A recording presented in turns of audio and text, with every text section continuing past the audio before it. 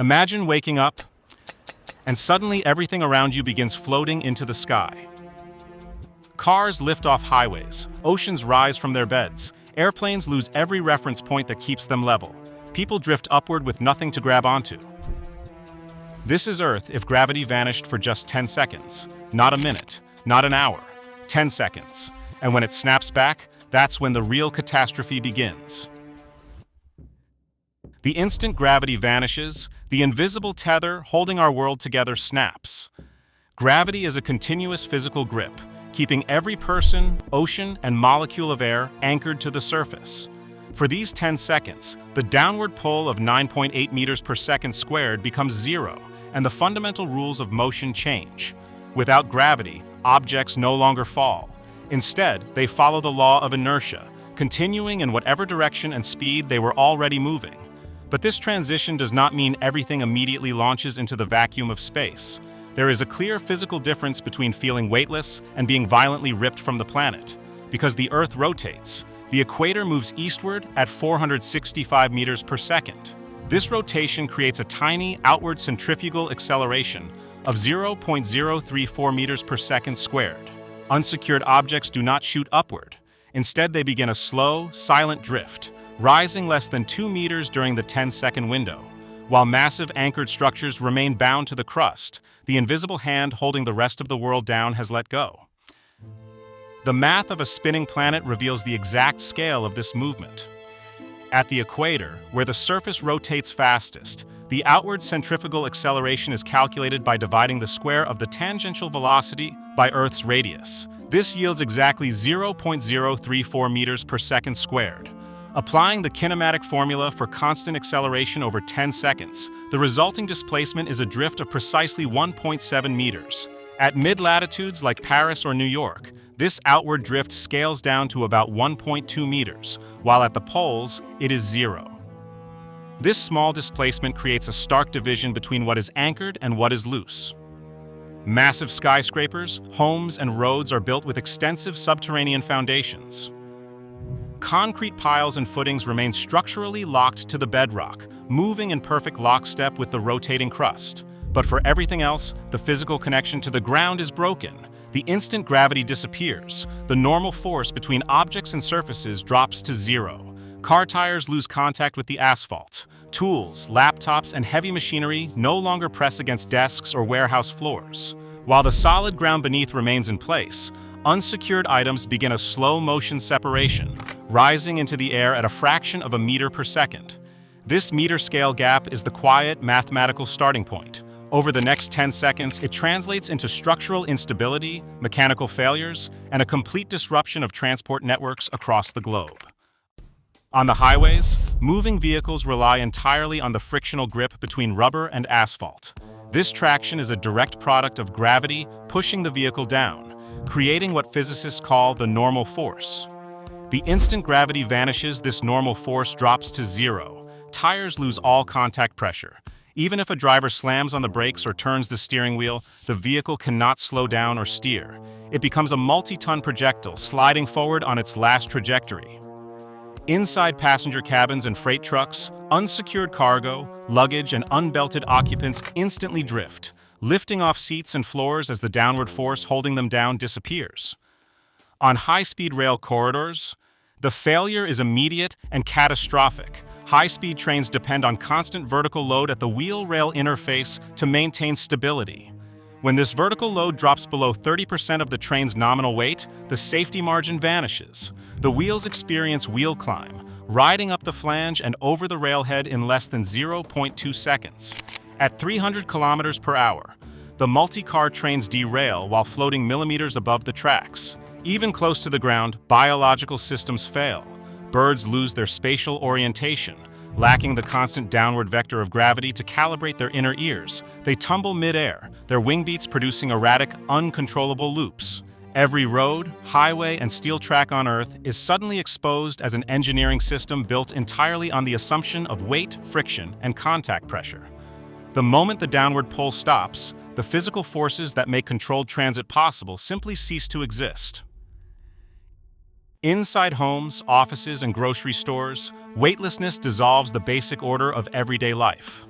Solid buildings, anchored securely to the bedrock by heavy concrete foundations, remain fixed in place, but everything unsecured inside them detaches from the floor.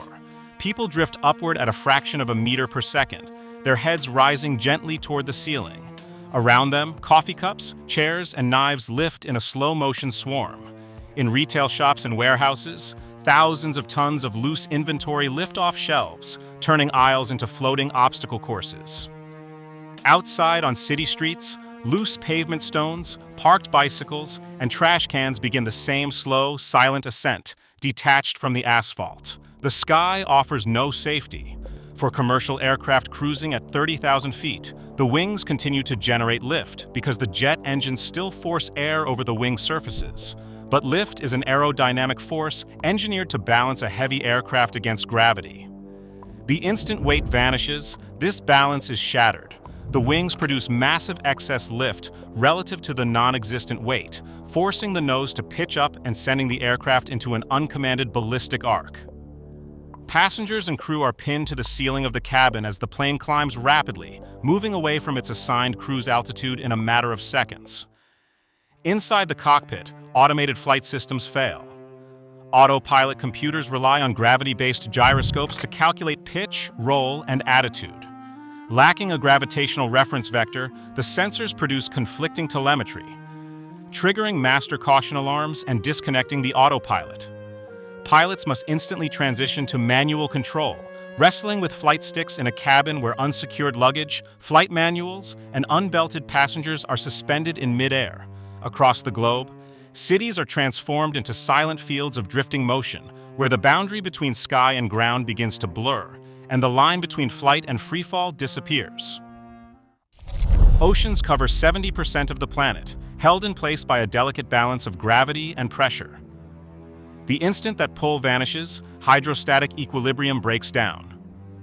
Water pressure at depth drops to atmospheric levels, and the seas lose the downward force balancing their immense mass. But the oceans do not instantly erupt into the vacuum of space. While cinematic fiction depicts the seas flying off the planet, the physics of mass and velocity dictate a different, more ominous reality.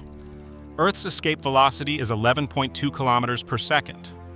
Without gravity, water expands outward, but its upward velocity remains far below this threshold.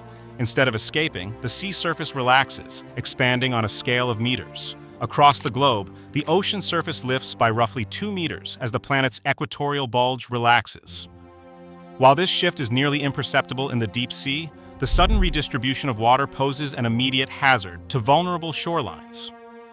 Without gravity to hold the fluid column down, massive water volumes begin sliding toward low-lying coasts. In equatorial megacities like Jakarta and Singapore, the sea swells upward by 2 meters, instantly overtopping seawalls and pushing into coastal districts. For low-lying island nations like the Maldives or Pacific Atolls, where the ground rises less than 5 meters above sea level, this rapid ocean expansion swallows beaches and docks in seconds. The water is no longer a stable, bound body. It is a massive, drifting fluid, creeping over the edges of the land. Inland freshwater systems break away from their channels. The steady downward flow of rivers relies entirely on gravity, pulling water downhill along the gradient of the terrain. The instant that pull stops, momentum carries the current forward, but the water no longer adheres to the riverbed. The Froude number, which measures the balance of inertial to gravitational forces, climbs toward infinity, signaling that gravity no longer governs the flow. Rivers lift off their channels, expanding upward and outward. In narrow mountain gorges, waterfalls detach from their cliffs, the rushing stream no longer curving down, but shattering into a suspension of drifting droplets. In reservoirs, the hydrostatic pressure that presses against the faces of concrete gravity dams vanishes. Without weight, the water body begins a violent slosh, lifting off the reservoir bed. Earthen levees and concrete floodgates, built to withstand lateral pressure but dependent on gravity for structural shear strength, lose their stabilizing preload. Low-lying delta defenses and canal systems fail as unanchored channels spill over artificial embankments, flooding nearby infrastructure. This displacement of millions of tons of fresh water creates an unanchored threat above valleys and towns. Rivers briefly reverse course or lose their downstream shape entirely, transforming orderly networks into suspended currents. The water is no longer a controlled resource, but a drifting mass waiting to collapse when gravity returns. Hundreds of kilometers above the atmosphere, the thousands of satellites keeping modern civilization connected are held in place by a continuous balancing act. Orbital motion is a constant, high-speed freefall toward Earth, where an object's forward velocity matches the curve of the planet below. The instant gravity ceases, this curve vanishes. In low Earth orbit, satellites and the International Space Station travel at approximately 7.7 kilometers per second. Without the centripetal pull of gravity to bend their paths, these spacecraft immediately stop orbiting. Instead, they obey Newton's first law, hurtling forward in a perfectly straight line tangent to their previous paths. Over the course of the 10-second gravity null, a satellite covers exactly 77 kilometers along this straight segment. The International Space Station remains a free-fall system, avoiding a sudden escape into deep space. Farther out, the massive moon travels at roughly 1 kilometer per second, shifting only 10 kilometers off its path during this brief window, far too little to be thrown off course permanently. The real hazard is not atmospheric escape, but post-event perturbation.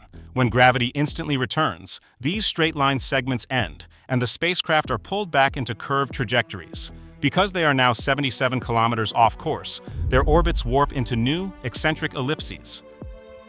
Ground stations lose telemetry, tracking radars generate ghost paths, and spaceports face a massive, urgent cataloging effort to reacquire thousands of satellites before their altered, overlapping trajectories lead to catastrophic collisions. The atmosphere, Earth's outermost layer, experiences its own quiet transformation. Air is bound to the planet by gravity, establishing a dense envelope that thins out into the vacuum of space. The instant gravity disappears. The pressure gradient holding this gaseous layer down vanishes, and the atmosphere begins to expand outward. But the sky is not stripped away. The physics of molecular motion prevent a sudden escape into the void. At typical atmospheric temperatures, nitrogen molecules, which make up 78% of our air, travel at a root mean square speed of roughly 516 meters per second. To escape Earth's gravitational grip permanently, any particle must exceed the planetary escape velocity of 11.2 kilometers per second. Because the thermal speed of these gas molecules is less than 5% of the required escape velocity, the air cannot fly off into deep space. 10 seconds is far too brief for wholesale atmospheric loss. Instead of a catastrophic stripping of the sky, the atmosphere experiences a slight outward expansion. The air pressure at sea level drops marginally, but the bulk of the gaseous envelope remains hovering just above the crust, waiting for the moment when gravity returns to reclaim it. The 10 seconds expire. Instantly, the gravitational pull snaps back to 9.8 meters per second squared. Every suspended person, vehicle, and piece of debris across the planet is suddenly reclaimed by the Earth. The 1.7 meters of upward drift at the equator and the 1.2 meters at mid-latitudes now transform into a global freefall. As objects accelerate downward, those falling from heights of 1 to 2 meters strike the ground at speeds between 4.4 and 6.3 meters per second.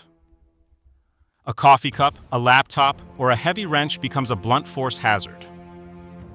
Because this occurs simultaneously in every home, office, and factory worldwide, the immediate threat is not a single location, but a localized storm of everyday objects striking with sudden kinetic energy.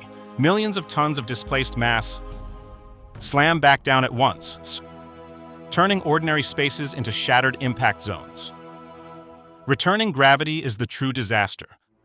The localized devastation scales up instantly as massive water volumes and heavy debris slam down. High-velocity impact pressures strike coastal zones, where the 2-meter equatorial surge collapses back into a violent, concentrated wall of water overtopping seawalls and shattering ports. Across cities, the unequal distribution of damage tears through infrastructure. While subterranean skyscraper foundations hold, the sudden dynamic reloading stresses bridges and dams beyond their structural margins, cracking concrete and triggering rapid consolidation in earthen levees. Power grids fail as heavy transformers and utility poles buckle under the sudden return of their nominal weight. In the sky, the crisis peaks. Aircraft that pitched into extreme, uncommanded attitudes during the 10 seconds of weightlessness cannot recover.